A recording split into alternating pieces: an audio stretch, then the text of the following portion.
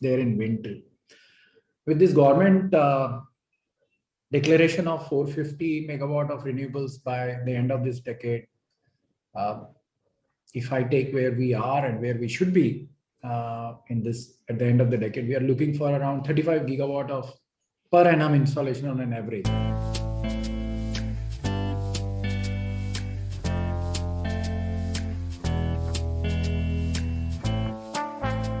Welcome to the Blue Circle. Thank you everyone for joining in today. It's such a big privilege and a pleasure to reconnect with everyone, our distinguished panelists, some who are already members with us, are handpicked because of the think input and the rich experience that they bring in. And thank you to our distinguished audience for joining us as well.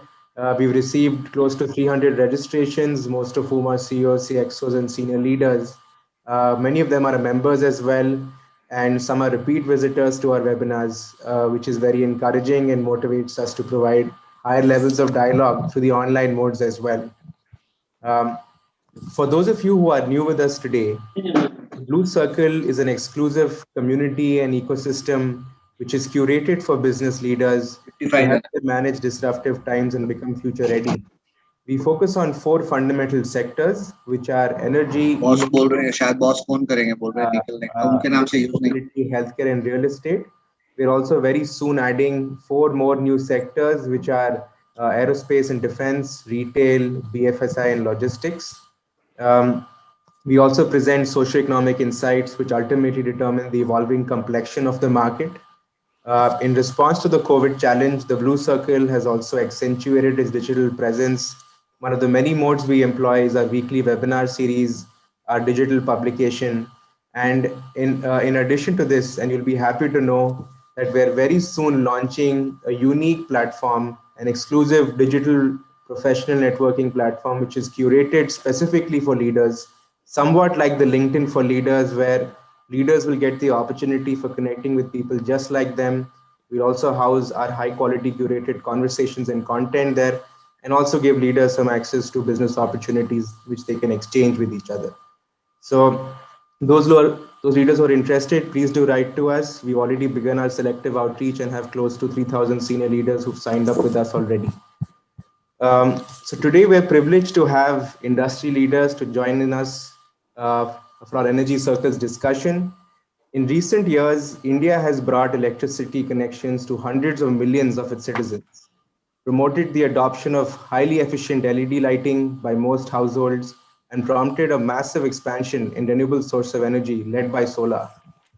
As India recovers from a COVID-induced slump in 2020, it is re-entering a very dynamic period in its energy development. Today, we explore the opportunities, roadblocks, and way forward for India as it seeks to ensure reliable, affordable, and sustainable energy to a growing population while achieving its target of 175 gigawatt of renewable energy capacity by 2022. The topic for the session is Power Sector Outlook 2021, a defining year for India's clean energy future. Now, in the best interest of time, I will just briefly mention the names and designations of the leaders who have joined us. We have with us Mr. Hitesh Doshi, Chairman and MD, Vari Group, Mr. Rakesh Malhotra, Founder, Livguard Energy Technologies, Mr. Ashish Khanna, President, Renewables Tata Power, and our chair and moderator for the session is Mr. Pawan Chaudhary, best-selling author, public intellectual, CEO French multinational, and sits on several boards across the country. Thank you very much, sirs, for joining in. It's an absolute privilege. And I request Mr. Chaudhary to please chair and moderate the session, sir. Thank you very much, Siddharth. And a very distinguished panel we have of big achievers and big pioneers. So if we look at the primary energy supply of the world, 80% of it comes from fossil fuels still. 70% of all greenhouse gases also come from these energy-related activities. However, the world energy systems are transforming due to the rapid shifts in technological development, regulations, consumer preferences, and investor sentiment. And what a change which is coming. that right now, 70% of our, I was just going through the IEA study, which says that 70% of our power generation in India still comes from coal, and only about 5% comes from solar. But in 2040, it will be 30% from coal, 30% from solar, and 30% from other sources, which also, of course, includes the hydro and other sources. So, given this kind of a background which we are seeing all over the world, and the estimate that 70% of demand increases or capacity increases, which will come in the renewable space, will come from only 3 countries in the next 10 years, China, US, and India, where Tata Power's renewals, which you had, is also in the other side of power. So you are an energy major, which is into renewables as well as non-renewables. And your focus, of course, is on low carbon leadership. So where do you think that the industry is going from the photovoltaic cell manufacturing as well as the deployment? And how will we ensure that those technologies which will come into relative disuse eventually, they are also not left high and dry and they can be co-opted in this unequivocal march of renewables forward? Ashish. Thanks, Pawanji, and good afternoon, everyone. Like every time you always ask the most difficult question to the last panelist. I keep it for you in the end. Because as they say, we bring the slog over handler in the end. Okay, but on a serious note, I think it's a great question to ask on where we are and how we are and where we should be. I think both Rakesh and Hitesh Bhai has directionally put the things in the right perspective. Let me put it across that, somehow we have a great opportunity with us, especially in solar. If I can talk about solar per se, it's there in wind too. With this government declaration of 450 megawatt of renewables by the end of this decade, if I take where we are and where we should be at the end of the decade, we are looking for around 35 gigawatt of per annum installation on an average. I'm just dividing what is there and what is not there in solar, and around 10 gigawatt in wind. It would come in a hybrid form or RTC form is a different matter. But all I'm saying is we are looking towards directionally some 35 gigawatts and 45 gigawatts in total of renewable capacity added in this country every year. It comes from rooftop, it comes from distributed generation, it comes from utility, it comes from within India, made in modules or otherwise is a larger question per se. But that's where directionally we are moving on. Now the challenge today is that, which you alluded very nicely, is somehow we have made it this versus that, solar versus fossil fuel in that manner. We don't know why. We need both. We are currently in a situation. I think the optics of these tariffs are not helping the larger cause of what we should be doing for the industry, for the country, and for our businesses too. This whole game of making it less than 2 rupees and then competing with the other fossil fuel was not the right thing for this country. The best part about our industry, which both Rakesh and Hitesh Bhai will agree with me, is that technology changes so fast that every time you are installing something or you are investing in something, you are ahead. You're never late, even if you are late in your life to enter into that domain. So we have a great advantage of entering at any particular time, which we did in the last 6 years phenomenally well. I think what we need today is now, after having experienced this fact that we can have a most optimum cost option, as well as, solar is concerned. Even wind, yesterday, we have seen a tariff of 2 rupees 77 paisa, which is again heartening to see. Hybrid will come in between somewhere on that region. Can we co-opt with the storage and with our current assets, which you may call non-clean or in any other manner, for providing the 24/7 services, and then look for those solutions which Rakesh very aptly put across. Can we look for how do we save energy, or at least the current tariffs which are going to the consumer? How do we serve the consumer in the best manner? Today, we are just trying to somehow pool in the energy in the grid, and then trying to see whether the energy, if it is renewable, how are we stabilizing it? Is it distributed generation or not?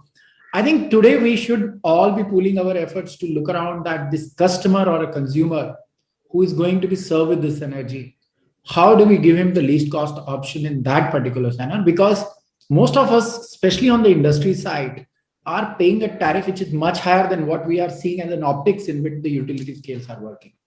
And we have a technology, whether it is what part of the day what can serve. If even if you map, we did that exercise for many cities. Let me share with you. What we simply did is the demand curve of a city, say Delhi, Mumbai, and we did many others too. In a typical curve of a solar and a typical curve of a wind, and if I take the balance portion coming from somewhere, and for the whole year, we realize that there is a great solution possible in operating our thermals, operating our hydros, putting the new technologies of storage, and taking advantage of this great potential which this country have on of sun as well as wind. We are blessed with it. It is not a rocket science.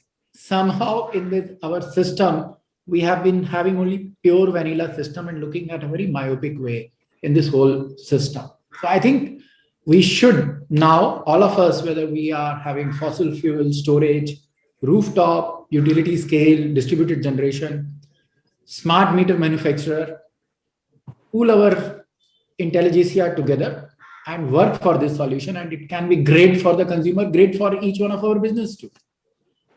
Excellent points. So first of all, you said that let it not be them and us kind of a piece, and I fully agree with that. That will also prevent them to stop spoking our piece, as well as give them alternative means of survival. And this was very well done by many governments. For example, the US government, when it was phasing out chlorofluorocarbons, it asked those companies which were making chlorofluorocarbons to find substitutes for those, and gave them grants. Like DuPont got a grant to find substitutes for chlorofluorocarbon, so that whatever market they lose, they also get some impetus from the government in gaining the substitute and healthier products market. Get a head start kind of a thing. Very good point. The second point which you said was pricing.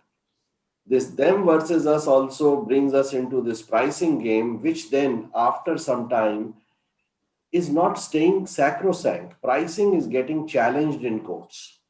Price which has been agreed, which is getting challenged on courts. Third point which you said was leapfrogging. That because technology is changing very fast, so it doesn't mean that if you have missed one particular lap, you cannot come as an equal contender in the second lap. And this has also been witnessed in India and Africa, let us say, in the case of telephony, where the landline system had really not become proper. It was really a nascent stage, particularly in Africa, and they came out with such a good mobile telephony system because that was the new technology. And now, for example, a country like India is so well covered through telephony, which was very poorly covered through landlines. So great points. And the last point which you made, I'll come back to you on that point. The Renewable Energy Ministry has been gradually moving away from issuing tenders for plain vanilla solar and wind projects and towards complex and hybrid ones. What is your take on this transition? And I'll leave you with this question so that you can mull over it and come back with a 360-degree view on that.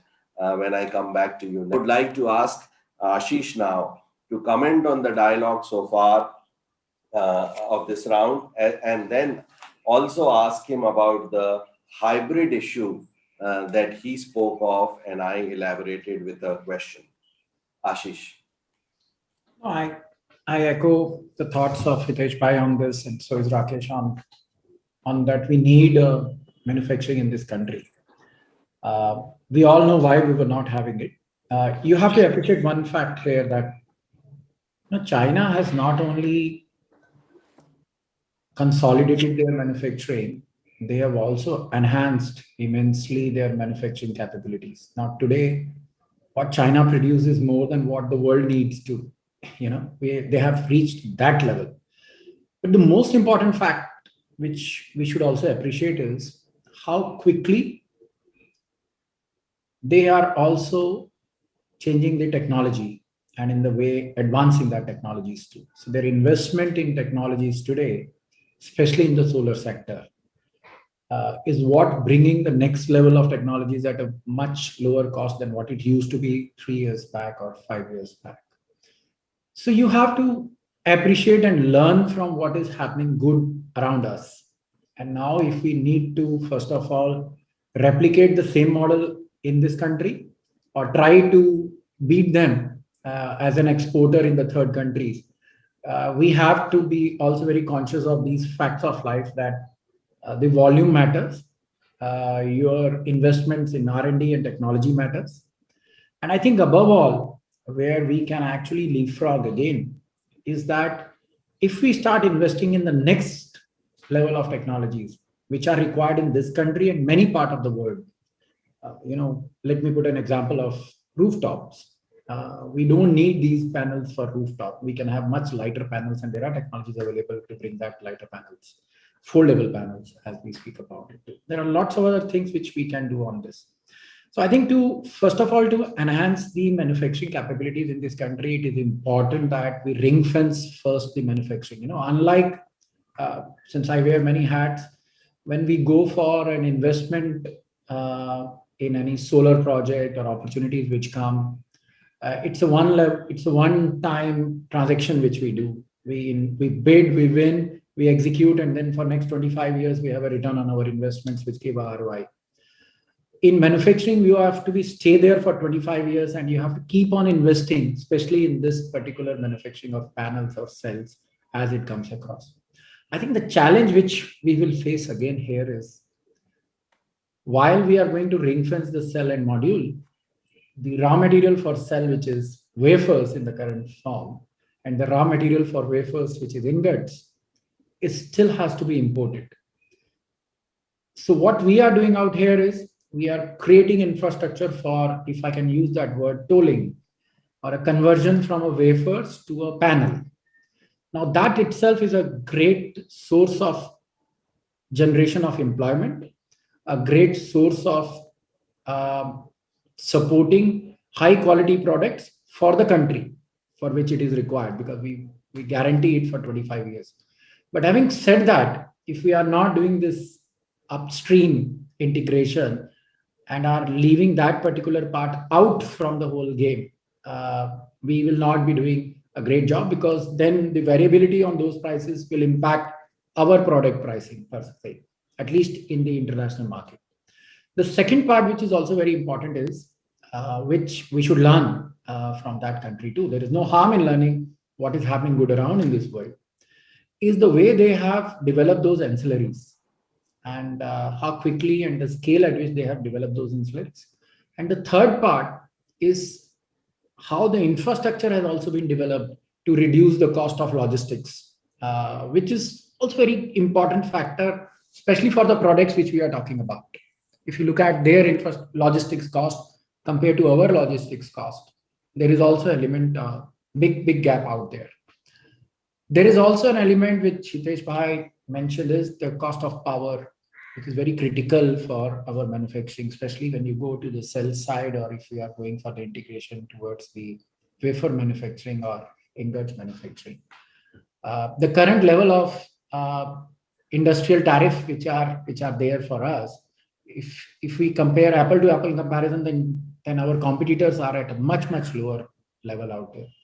So I think while we are looking at, I really appreciate the way the government is looking towards this whole idea about Atmanirbhar, incentivizing the manufacturing in this country, ring fencing it from imports from outside, announcing it early so that all investors can plan their projects accordingly. I think they are very right ways to do it. But however, to reach that level which we intend to reach, we need to be more agile and have to take more and more steps in that direction for people to come. That is also very important. We just can't rest ourselves with this, our BCD at a particular rate and a PLI for incentivizing it. We have to keep on investing ourselves from policy and then on by the industry in taking advantage of this policy, and then export becomes a very important factor in this. I think we should not close our eyes and we should not be inclusive and myopic enough only to look at India as a market. There is a huge brand value which made in India products have outside the country compared to our competitors. So if we are among equals between apples, the Shimla apples will definitely be a preferred than the other apples out there. And we should not lose sight that if we are creating this infrastructure, that we should also look for market outside this country too. And we are in a great position to do that. Excellent, excellent. So you are saying even if it is a Shanghai apple, if it is a better quality apple, we'll have to look at it.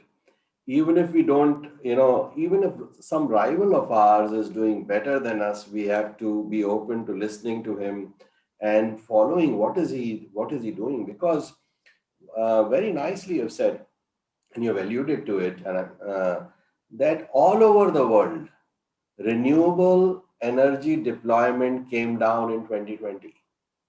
Only 2 countries it went up. One is US because of phasing out of subsidies, and the other is China. How it went? We have to really evaluate that it should not so happen that we bring any policy which reduces the speed of deployment here. It should be manufacturing supportive, Atmanirbhar, at the same time making sure that the deployment doesn't get phased out in any way. On another point, Ashish, I would like to ask you, I was reading this about the US market and your knowledge about, you would be having knowledge about the Indian market also. And this is just to spark some kind of a debate so that we can both learn from each other, from you, and also the audience learns. In US, when they focused on new technologies, rather than rising, they collapsed. What happened? In the 2000s, when the silicon boom started, that, okay, solar also will go for silicon, and of course, the electronic sector will also go for silicon. Silicon prices started going up. When silicon prices started going up, a lot of PE funds invested in those renewable manufacturers who were looking for newer alternatives to silicon. Meanwhile, China focused on scaling up silicon facilities and brought the prices down. Despite 301 against China, they could not do anything. The US industry kept on collapsing, and all the new technologies which they were working on came a cropper. So, is there some way of knowing that whether this technology will be able to really, let us say, leap over silicon, or some other way which makes us decide that the roads which we are taking on technological development are the right ones and have a high chance of yielding fruit? Ashish. Well, Pawanji, I think what you're saying is difficult. It's a business risk which business community takes when they invest in a particular technology. There's one thing I think we should not lose a track on, which you also mentioned. When US started dipping in, was also primarily China was going up. There was one thing which was different between the two. China keep on having their own within the country requirements too, which they keep on jacking up. Even as we speak, last year they were looking at 48 to 50, 52 gigawatt of Chinese installation, and this year we are hearing about 60 gigawatts in their own country. So what they have done very nicely is that, and they have a feed-in tariff system, and they have the schemes which also incentivize if you bring in the new technologies. So from a policy standpoint, which was not a part in US has been very open economy. You have a feed-in tariff system, but then we know it is the wire and the content and the services a lot matters out there. What Chinese have done from a policy standpoint is that at the fundamental level, they have always supported their manufacturing and infusion of investments in the technology and the scale, which works for them. That was the difference between the two. Similarly, I think the learning for us is we have an amazing, I would say today, opportunity within the country for solar as well as wind too. And that can be a good base case out here. As well as the technologies which are concerned, I think at a lab basis, we keep on evaluating many others. They are going to come. The only challenge here is when you are looking between two particular products, then whether the next generation product is cost effective enough to take care of the earlier product. I think at the end of the day, if you ask me, everything depends on how many electrons are coming on a per square meter size out there with a particular level of radiation. We are producing electrons, nothing else. All of us, whether I burn power or I do anything else out there, we are primarily producing electrons. Sometimes for certain shapes and sizes, you might have to develop products where you will get some premium. But at the end of the day, it is just the electrons production which we are doing. And in this manner, I think there are enough investments and technology available. The challenge which India will face when we take decision of the next level is whether it is cost effective enough to beat the earlier technology. And where we will have a challenge again, which compound is, first of all, as a culture, we are highly cost sensitive. Secondly, optically, we have now come to a level where if all of a sudden from 1 rupees 99 paisa, your tariff goes to 2 rupees 70 paisa, even it at the consumer end, we are selling at 5 rupees 40 paisa. We will still say it is, oh my God, what has happened? All of a sudden, the power has become very expensive. What has gone to solar? And we will have all sorts of news coming out there. I think we need to be very sensitive about this factor that we have to invest in it. Government has to support in it. There is no reason which I think, we have done great amount of work in IT segment. If you look at it from a services standpoint, we are impeccable.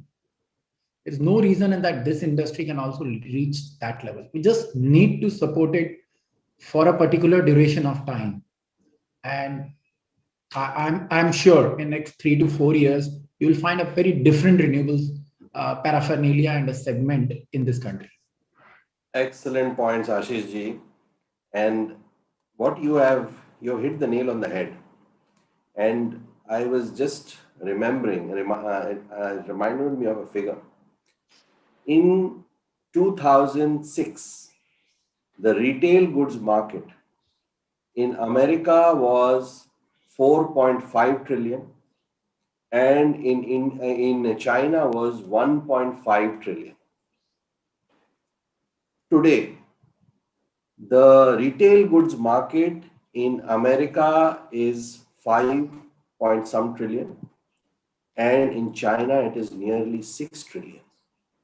That means the government is also doing other things through which the technological bets it takes can be absorbed in its own market. So it's a beautiful point you brought up, and I'll ask Blue Circle to surely pass this point on to our policymakers as well as the other points which have come from Hitesh and Rakesh. Lastly, let me come to Ashish. Ashish, this is a question for you. It has come from Manvendra Te of Exigo Recycling. And I ask you this question because Tata is so sustainability oriented also. How will you find solution to recycle your PV modules in India? Because there is going to be a gigantic solar waste which is going to be generated in future. Ashish. I do agree. I think let me not undermine the question and its criticality. You know, if you look at if we'll reach 100 gigawatt of solar from the space standpoint, we will be virtually covering one Switzerland only with the panels. So I do agree that there is a challenge. But yes, let's look at it that what is the challenge? The challenge is that how will we dispose them of? I think there are two factors in it. First of all, the panels, while being guaranteed for 25 years, can run for 30, 35 years without any challenge. So the life is not ending on that particular day. But even if, whenever the life ends, I think there are enough technologies available right now on extracting valuable metals from these panels. And these, in some of the studies, we have still not invested on it, but by some of the studies, it will be even more valuable than what we have created originally as a product. Because when people look at the cost of those valuable metals, whether it is silver and many others, 25 years down the line, they do expect value coming out of from this. The other factor, with the other initiative which many manufacturers are also taking today is that when they are setting up their manufacturing units, I'm aware of one or two of them, they are also setting up a plant for disposing of these panels in case there is a challenge out there. So I think in the current context, while the question is very valid, we have opportunities of extracting valuable metals from these panels. And we also have opportunities of disposing them off without contaminating the Mother Earth or anything else from this. I think that's a way.